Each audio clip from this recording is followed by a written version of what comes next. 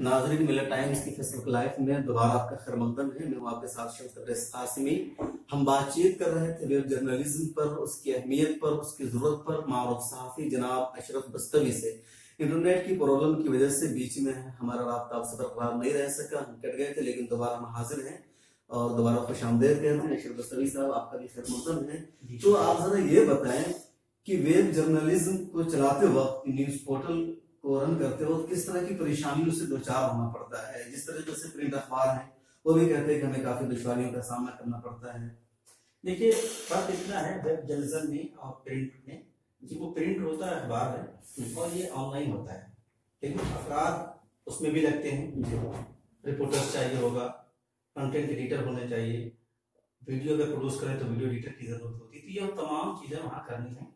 और वहाँ प्रिंट है, यहाँ प्रिंट नहीं है, लेकिन तमाम मरहले जो किसी अखबार के लिए, किसी खबर के लिए, किसी कंटेंट के लिए तैयार करने के लिए होने चाहिए, वो सारे के सारे पूरे वसाइल वही चाहिए होते हैं।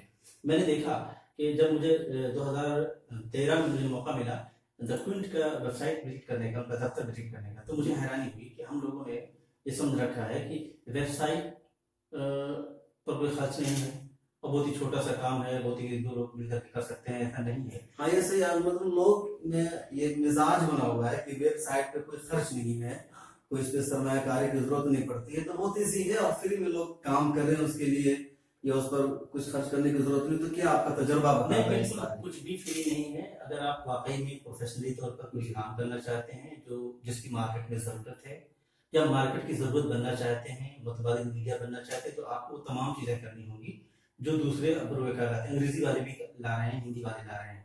तो वेबसाइट का जो जर्नलिज्म है, जो वेबसाइट चलाने के लिए पूरा का पूरा वही निज़ाम मैंने देखा डॉक्यूमेंट में जाकर के और भी जगहों पर, कि आप जाकर के देखेंगे तो आपको नहीं लगेगा कि ये किसी न्यूज पोर्टल, किसी कह लीजिए कि टीवी चैनल का दफ्तर नहीं है।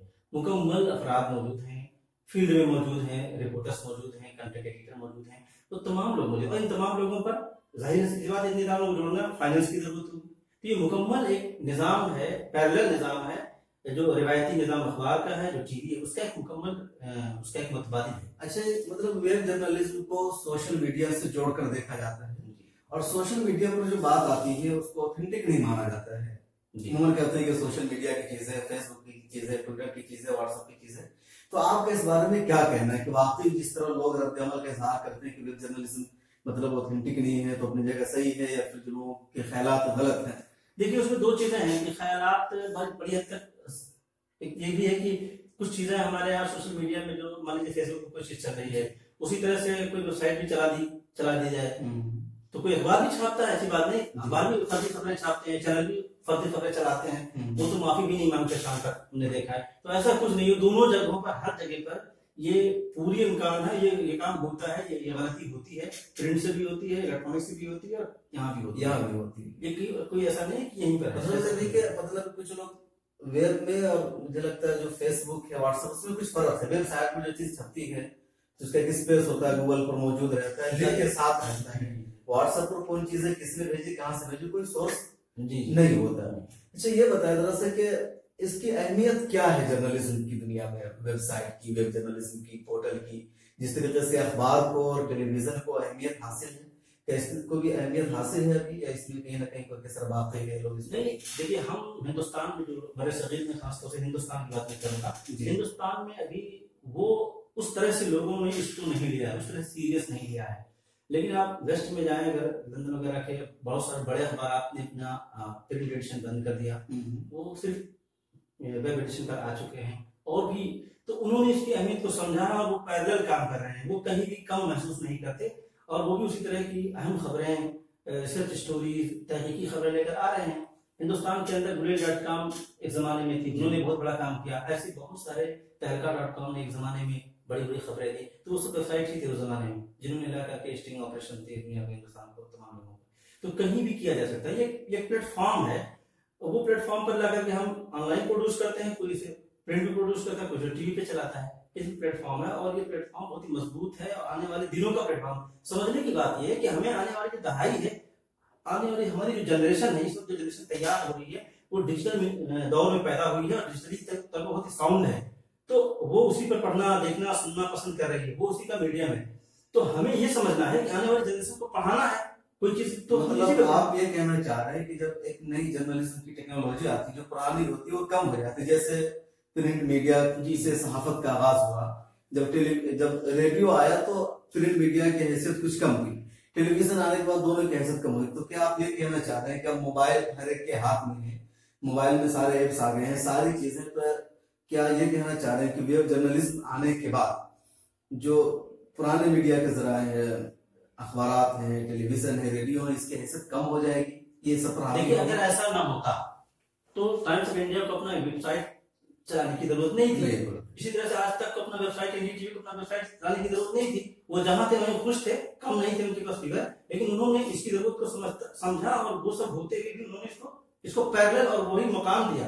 आप देखेंगे किसी की वेबसाइट पर आप जाएं तो वहां ऐसा नहीं कि उन्होंने नाम मात्र वेबसाइट बना रखी, बल्कि बाकायदा कंटिन्यू अपडेट है। इस वक्त एनडीटीवी के बारे में भी मेरे दोस्त देख रहे थे, उन्होंने बताया कि सबसे ज्यादा इस वक्त देखा जा रहा है वो उनका वेबसाइट, तो उनका चैनल एक तरफ है, वेबसाइट भी एक तरफ है। तो ऐसा नहीं है, उन्होंने उसकी जरूरत को तमाम चीजों के बावजूद समझा है और उसको भी उन्होंने प्रमोट किया, उसी तरह प्रमोट सीरियस लिया। पूरी टीम मौजूद है, वेब टीम मौजूद है जो पूरा कंटिन्यू उसी तरह अपडेट करती है उनके सारी चीजों को। तो इसलिए आने वाले दिनों का मैं कहूंगा, बार बार मेरा जो एहसास है कि आने वाली दहाई वेब जर्नलिज्म की दहाई है, ये बदलता रहेगा और उसके बाद कुछ और टेक्नोलॉजी आएगी, ये है। हमें इसको समझना चाहिए और उसी हिसाब से खुद को तैयार करना चाहिए और अपनी जगह इसमें घेरने की, अपनी जगह लेने की कोशिश करनी चाहिए। अच्छा, जितना उर्दू वेब जर्नलिज्म में क्या है, हिंदी और इंग्लिश तो काफी हद तक वेब जर्नलिज्म में मकबूल है, उनकी हद तक मतलब 100 लोग सिर्फ वेब जर्नलिज्म के लिए काम कर रहे हैं। उर्दू वेब जर्नलिज्म में उर्दू कहाँ पर है, उर्दू की क्या है? देखिए, जहाँ पर इनका उर्दू का प्रिंट है वहीं इनका वेब भी है। प्रिंट अखबार जो हमारे हैं उर्दू के, चाहे बड़े छोटे जो भी नाम से हों, जो भी चला रहे हैं, उनकी जो कैपेसिटी है बहुत, दोनों अखबार आप देखेंगे, दो बड़े अखबार हमें हिंदुस्तान से निकालते हैं, दोनों एक बड़े ग्रुप के हैं। उनका हिंदी और अंग्रेजी भी है, अंग्रेजी में भी कुछ चीजें छापते हैं और हिंदी भी है, लेकिन वो मुकाम उनको वहां हासिल नहीं है, वो सहूलतें हासिल होते हैं, अपराध हासिल नहीं है, उस तरह की चीजें हासिल नहीं है, तो उन्होंने अपने आप को उसको कम कर रखा है। तो मेरा ख्याल है कि यहाँ पर वो चीज हो नहीं पाई है हिंदुस्तान के अंदर। अच्छा, वेबसाइट आने की वजह से, वेब जर्नलिज्म की वजह से प्रिंट एडिशन पे कुछ असर पड़ा है, उसकी रीडरशिप में कमी आई है? नई नस्ल इस वक्त जो है, जो मैं कहूंगा कि 18 से 25 और 30 साल की जो नई नस्ल है, वो अब डिजिटली पढ़ रही है, वो अखबार नहीं पढ़ रही है, ये बात मानना पड़ेगा। मैंने अक्सर लोगों से बात करते सुना कि हमने पढ़ लिया, ऐप डाउनलोड कर रखा है उन्होंने, वेब के कई ऐसे एजेंसियां हैं जो ऐप बना रखी हैं न्यूज के, उस सीधा उनका वेब पर पढ़ ले रहे हैं। तो अब ये चीज नई नस्ल जो है प्रिंट से थोड़ा सा कट रही है, उसको डिजिटली तौर पर उसको मिल जा रहा है, उसका मीडियम है, उसको पढ़ ले रही है, तो महसूस नहीं करती इंडिया उसको वहां पढ़ने के बजाय वो डिजिटल पे पढ़ ले रहे हैं। नाज़रीन, आप देख रहे हैं फेसबुक लाइव। अगर आपके जहन में कोई सवाल हो वेबसाइट के ताल्लुक से, सोशल मीडिया के बारे में, तो आप जरूर पूछिएगा कमेंट में, हम कोशिश करेंगे कि अशरफ बस्तवी साहब उसका जवाब दें। आप जरा ये बताइए हमें अशरफ बस्तवी साहब के जो वेब जर्नलिज्म को या इस तरह के मीडिया हाउस को मजबूत कैसे बनाया जा सकता है, कैसे उसको मौसर बना सकते हैं? मान लीजिए दवायत में एक स्टोरी की थी अमित शाह के बेटे के बारे में, पूरी हुकूमत मिल गई और मुकदमा दायर किया गया, क्या इस तरह उर्दू में हम कैसे मेयार कायम कर सकते हैं और उसके लिए किन चीजों का सहारा लेना? देखिए, ऐसा है ना कि उर्दू में भी हो सकता है। मैं एक बात कहता हूँ कि हमारे उर्दू जर्नलिस्ट के अंदर भी वो तमाम सलाहियत है, मौजूद है कि जो एक अंग्रेजी का जर्नलिस्ट या हिंदी का जर्नलिस्ट कर सकता है, अगर जरूरत कर रहा है ये भी कर सकता है। इसको माहौल और मौके फराहम किए जाएं, उस वसाइल फराहम किए जाएं। अब होता क्या है कि मुकाबला आपका, आप इंडिया टाइम्स चलाते हैं, आपका मुकाबला जब आपका रीडर करेगा कोई एक्सपाइजर, तो वो क्या कहेगा, इस आप देखिए एनडीटीवी पे स्टोरी आ गई, आपका नहीं आई। तो एनडीटीवी के पास सैकड़ों लोग मौजूद हैं, फील्ड से लेकर के वहां तक काम कर रहे हैं, उनका पास सेटअप है। आपके पास आप हैं, 2 4 10 20 लोग मौजूद होंगे आपके पास काम करने वाले, तो जाहिर सी बात पैरेलल मुकाबला बराबर का होना चाहिए। तो हमारे यहाँ कमी है कि वो फौरी तौर पर बड़े एस्टेब्लिश ग्रुप से आपका मुकाबला कर दिया जाएगा और आपको डिमोरलाइज किया जाएगा। सब कुछ मुमकिन है जिन लोगों के लिए आप जर्नलिज्म कर रहे हैं, अगर उनको इस बात का एहसास है, करा दिया जाए या उनको एहसास हो जाए, हम यही कहेंगे कि उन्हें एहसास हो। जैसे आपने मिलियट टाइम्स अपने कम्युनिटी की ज्यादा से ज्यादा मुस्लिम कम्युनिटी को आप कवर करते हैं, तो मुस्लिम कम्युनिटी को इस बात का एहसास होना चाहिए कि एक पोर्टल है जो हमारी छोटी बड़ी हर खबर को कवर करता है, ये बात, और वो हमारी जरूरत है। अब आपको एक चीज करनी पड़ेगी कि आप उनकी जरूरत बने, ये चीज आपको करनी होगी, मुझे करनी होगी। एशिया टाइम्स उसकी लोगों की जरूरत कैसे बन सकता है, आप ये कोशिश करें कि आप कैसे जरूरत बन सकते हैं, और उनका एहसास भी अपने रीडर को, अपने वेल विशर्स को आप करा सकें कि आप उनकी जरूरत है। तो ये बताइए कि वेब जर्नलिज्म मतलब अपने मकसद में, अपने मिशन में कहाँ तक कामयाब है, और इक्का मुसलमानों के जैसे आपका अखबार है या मिलर टाइम्स है, कोई भी है, तो आप अपने जायजे के मुताबिक बताएं कि एक मीडिया हाउस की, एक सहाफत की जो जिम्मेदारी होती है, जो तकाज़े होते हैं, उसकी इन सब के जरिए तकमील होती है। पूरी तकमील होती है। कोई भी वेबसाइट के जरिए से भी वो सहाफत की वो खला को, वो जरूरत को आप पूरी कर रहे हैं, जो कोई एक प्रिंट अखबार कर रहा है। अब तो आप वीडियो प्रोड्यूस भी कर रहे हैं, वीडियो के जरिए से कोई चैनल जो कोई डिस्कशन, डिबेट या कोई खबर देता है तो आप भी पूरी कर रहे हैं। ऐसा कुछ नहीं है कि प्रिंट मीडिया के जरिए से जो जरूरत पूरी की जा रही है वो वेब जर्नलिज्म नहीं कर सकता। आपके पास तो बैक वक्त सारे वसाइल मौजूद हैं एक प्लेटफॉर्म पर, आप वहीं से प्रोड्यूस भी, वीडियो भी प्रोड्यूस करते हैं, हिंदी स्टोरी भी प्रोड्यूस करते हैं, अंग्रेजी प्रोड्यूस करते हैं, तो आपके पास ज्यादा मौका है और बहुत तेज तरीन मीडियम है लोगों तक पहुंचने का। मुझे लगता है कि कहीं से भी वेब जर्नलिज्म को आप कमतर न समझें, या कोई महसूस कराना चाहता है तो मैं नहीं मानता कोई भी मीडियम कमतर नहीं। दूसरे लोगों ने इसको अपनाया और अपने लोहा मनवाया, उर्दू वाले भी इसे अपनाए हिंदुस्तान के, तो अपना लोहा मनवा सकते हैं और वो वहां तक जा सकते हैं। अच्छा, एक बहुत अहम सवाल मेरे जहन में आ रहा था कि जिस तरीके से उर्दू अखबार यानी ई पेपर, जो बड़े उर्दू के अखबार थे मुसलमानों के अपने नहीं, दो बड़े उर्दू के अखबार थे ना, जो दूसरे कॉर्पोरेट सेक्टर के हैं, आप जानते हैं। क्या आपको ऐसा नहीं लग रहा है कि वेब जर्नलिज्म में भी उर्दू कॉर्पोरेट सेक्टर के घरों में जा रही है और मुसलमानों का अपना कोई ऑथेंटिक वेब पोर्टल नहीं रह गया है, या इस तरह हो सकता है? क्या आपको लग रहा है इस सिलसिले में? नहीं, ये असल में होता क्या है कि इस पर बहुत सारी बात होती है कि जब कभी हिंदुस्तान के जर्नलिज्म की बात होती है, उर्दू जर्नलिज्म की, तो दो बड़े अखबार वो नजर आते हैं, है ना। तो ये एक वाकया है कि मुसलमानों ने अपने आप को तो ये हमेशा अपने मुशायरों में बात कहने की कोशिश की, मुशायरे बड़े बड़े कराते रहते हैं, अक्सर आप देखते हैं मुशायरों पे खर्च करने में बड़ा शौक पैदा होता है, बहुत ही खुशी उनको महसूस होती है, वक्ती कुछ चीजें उनका जहनी दिलचस्पी की जहनी, तो आप ये भी कह सकते हैं, जहनी याशी कह सकते हैं।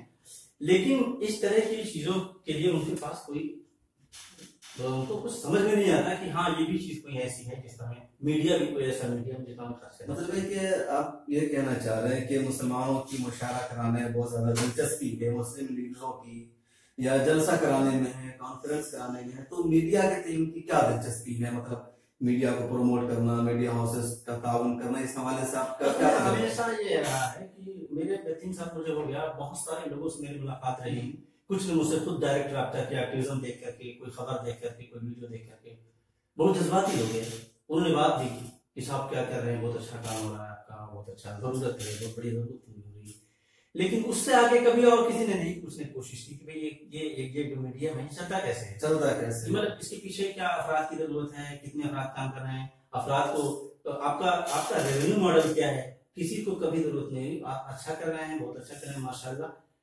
रेवेन्यू मॉडल पर किसी ने आज तक एक भी सवाल नहीं किया, तो हैरानी होती है, जो सबसे बड़ा सवाल था उसका आज तक किसी ने नहीं किया। नाज़रीन, अशरफ बस्तवी साहब की शिकायत है और वजह भी है, जहां तक मैं समझता हूँ किसी हद तक, कि लोग ये तो मुतालबा करते हैं, पूछते हैं कि आपने हमारी खबर क्यों नहीं छापी, देर से क्यों छापी, पहले क्यों नहीं छापी, क्यों नहीं लगाई, लेकिन उसकी जो जरूरतें हैं, इसके जो तकाजे हैं, इस पर उमूमन तवज्जो नहीं दी जाती कि जो हमारी कौम है वो दीगर चीजों पर पैसे खर्च करती है, लेकिन मीडिया हाउस को फरोग देने पर उनकी तवज्जो नहीं होती है, मुशायरे कराए जाते हैं, जलसे कराए जाते हैं, लेकिन मीडिया हाउस को प्रमोट नहीं किया जाता है, इश्तिहार नहीं जाता है। वेबसाइट की प्रॉब्लम ये है कि गवर्नमेंट की तरफ से इनको किसी तरह का कोई भी एडवर्टीजमेंट नहीं मिलता है, कोई भी ताउन नहीं मिल पाता है। जो प्रिंट अखबार है, जो टेलीविजन है, जो रेडियो चैनल्स है, उन्हें हुकूमत की तरफ से कुछ न कुछ किसी न किसी शक्ल में ताउन मिलता रहता है। मेरा अशरफ बस्तवी साहब, बहुत खुशी हुई आप यहाँ तशरीफ लाए मिनी टाइम्स के स्टूडियो में, आपने बातचीत की और हमारे ऑडियंस को आपने बहुत कुछ बताया।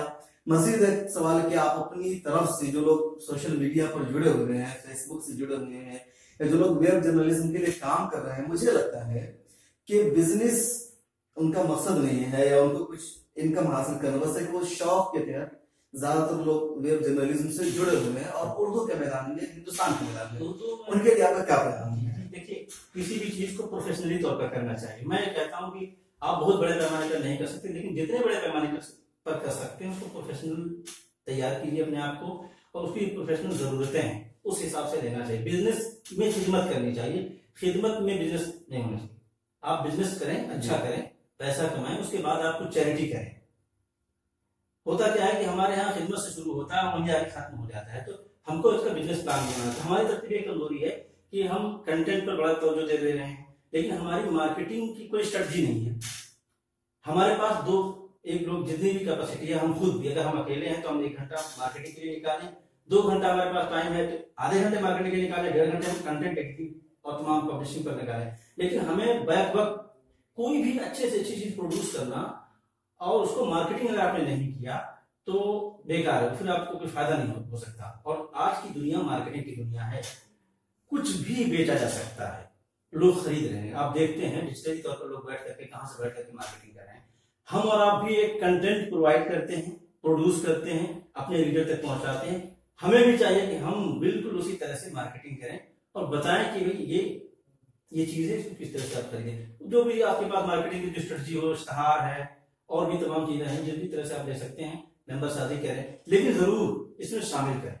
अभी तक जो कोशिशें हमारे लोगों की तरफ से इनफरादी हुई है, कोई बहुत बड़ी इज्तिमाई कोशिश मुझे नजर आती हिंदुस्तान में डिजिटल मीडिया पर इज्तिमाई कोशिश मुसलमानों की तरफ से, तो वो ऐसे ही है कि वो चैरिटी वाले अंदाज में की जा रही है, इसलिए उसका रिजल्ट उस तरह का नहीं होगा। नाज़रीन, तवील गुफ्तगू के बाद नतीजा ये निकलकर सामने आया कि वेब मीडिया मुस्तकबिल की अहम जरूरत है। मुस्तकबिल किसी का है, वेब जर्नलिज्म का है, और हालात भी कह रहे हैं, तजर्बाकार लोग भी कह रहे हैं, और अशरफ बस्तवी साहब की बात भी इस सिलसिले में भी अहम है क्योंकि 3 सालों का मुस्तकिल आपके पास तजर्बा है। आप सहाफत का मतलब 3 सालों का तजर्बा कम नहीं होता है वेब जर्नलिज्म के हवाले से, इसलिए आपकी बात अहम है।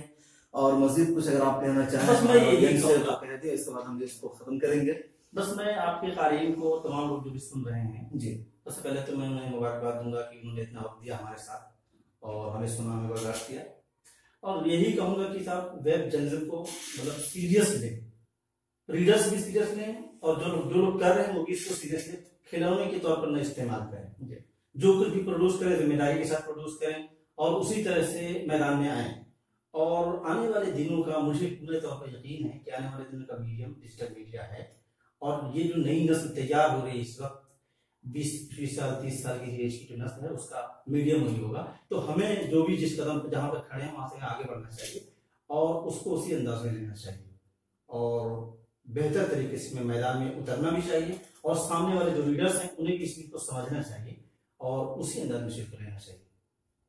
बहुत शुक्रिया अशरफ भाई, आपने तफसील से बातचीत की, आपने यहाँ तशरीफ लाए, हम आपके तहे दिल से ममनून हैं। एक बात जो मुझसे रह गई वो मैं कहना चाह रहा था। कई बार मुझे ख्याल आता है और जब मैं कभी किसी मुशायरे में जाता हूँ, आप खुद भी एक राइटर हैं, मैं भी कुछ कॉलम्स वगैरह कभी कभार लिखता हूँ, आप कोई भी एवरग्रीन राइटर लिखते हैं, राइटअप लिखते हैं, एक बार कहीं पब्लिश हो जाए, अगली बार अगर किसी अखबार को आप भेजते हैं तो रीडर भी, अखबार वाला भी सब कहते हैं कि पब्लिश हुआ है, ठीक है, पब्लिश हो चुका है, दोबारा रिप्रोड्यूस कर दिया, जरूर कहेगा। अगर पब्लिश भी करेगा तो बहुत ही मजबूरी में करेगा।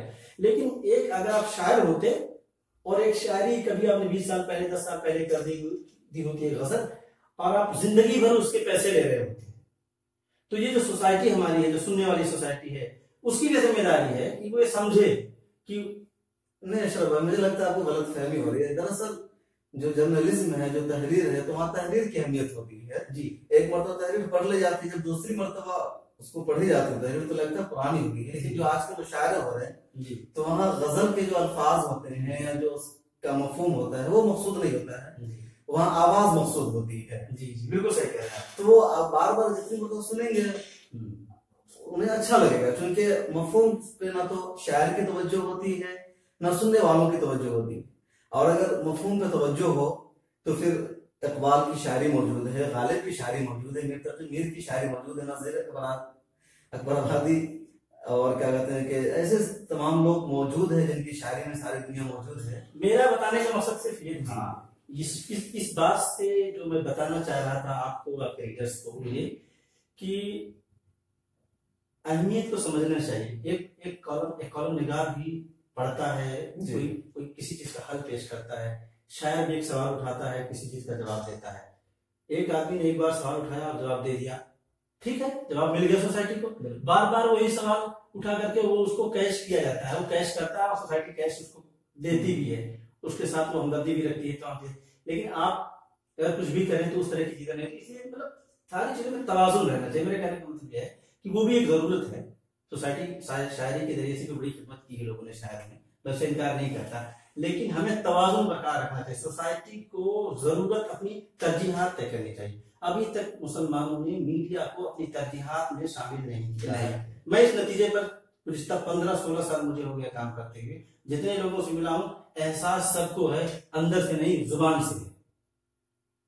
मतलब अब किस तरह के तर्जुमा, कुछ लोगों का ये कहना है जैसे कुछ मदरसों से मैगजीन निकलती है, कुछ तंजीमें हैं जिनका वीकली अखबार रोजा निकलता है, तो वो समझते हैं कि हम इसके जरिए से मीडिया की खिदमत कर रहे हैं। कुछ तंजीमें, कुछ अखबार को पैसा दे करके या कुछ टीवी चैनल पर तावन करके अपनी खबरें चला लेती, तो वो कहते हैं कि हमारी जरूरतें पूरी हो जाती है, हमारी खबरें नशर हो जाती है, इसलिए हमको जरूरत नहीं रही मीडिया की। किराए के घर में अगर आप रहते हो और अपने घर में, दोनों में फर्क होता है। आपको अपने घर में रहने का जो एहसास होता है और एक किराए के महल में रहने का जो एहसास होता है वो अलग होता है। ठीक इसी तरह से किराए की मीडिया चैनल पे जाकर के अपनी बात रख देना और एक छोटे मोटे पैमाने पर किसी तंजीम का, किसी चीज का अपना क्या कहते हैं अपना अखबार निकाल लेना, उसकी एक लिमिटेशन होती है। तो जब हम बात करते हैं तो हम बात करते हैं NDTV से, आज तक से बात करते हैं और उसी तरह की मतवादी मीडिया की बात करते हैं, तो उसकी स्टैब्लिश करने के लिए हमने क्या कोशिश की? कुछ भी इस तरह की कोशिश दिखी नहीं है और आने वाले दिनों में दिखाई दे रही है। तो हमें तो होना ये चाहिए कि हम किराए के घर में कब तक रहेंगे। किराए के घर में आदमी जाता है वक्ती, हर आदमी यही चाहता है कि मैं किराया जितनी जल्दी हो सके तो अपने किराए के घर छोड़ करके अपने घर में दाखिल हूँ। मुसलमानों ने हमेशा से किराए, इस मामले में किराएदारी को क्यों अख्तियार कर रखा है? दूसरे मीडिया से इतनी तवक्को कि वो हमारे ही चीजों को हमारे अंदाज में पेश किया, ऐसा मुमकिन नहीं है। कभी कुछ तो कर देगा लेकिन बार बार ऐसा नहीं होगा। ये आपका मुझे वो शेर नहीं याद आ रहा है, किसी शायर का एक शेर था कि ये जो आपके पांव का कांटा आप यही से निकलेगा। ठीक है, तो मीडिया मुसलमानों का अपना जब तक नहीं होगा वो तमाम मसाइल हल नहीं कर सकता। तो लोग क्यों तवज्जो नहीं दे रहे? सारा काम करते हैं, फलाही काम करते हैं, इतनी बड़े बड़े कॉन्फ्रेंसेस कराते हैं, जलसे कराते हैं, रफाही काम करते हैं, आफत आती है तो उस पर खर्च करते हैं, फिर मीडिया पे क्यों नहीं करते हैं? एक चीज जो मुझे समझ में आई है कि मुसलमान खर्च करने के पीछे नहीं किसी भी कौम से, बल्कि बताते हैं कि तमाम कौमों से आगे पाया जाता है। आगे है, बिल्कुल है ना। चंदा देता है मस्जिद को, मदरसे को, तमाम रफाही काम को, आफात के मौके पर बहुत बड़ा चंदा देता है, मुख्तलिफ मौके पर चंदा देता है, ज़कात खैरात मुख्तलिफ तरीके से देता है। उसके बैकग्राउंड उसके पीछे उसे ये एहसास करा दिया गया है, इतना ज्यादा मतलब याद करा दिया गया है कि उसके पीछे उसको जन्नत और जहन्नम का एक तासुर है कि अगर उसने यहाँ दिया तो सवाब उसके हिस्से में लिख दिया गया, उसने किसी की मदद की सवाब लिख दिया गया, उसने जन्नत मस्जिद में ताउन किया, मस्जिद बनवाने में ताउन किया तो सवाब लिख दिया गया, मदरसे में ताउन किया सवाब। लेकिन इस तरह के जो काम है मीडिया को वे लहू-लईब के दर्जे में अभी भी रखा गया है।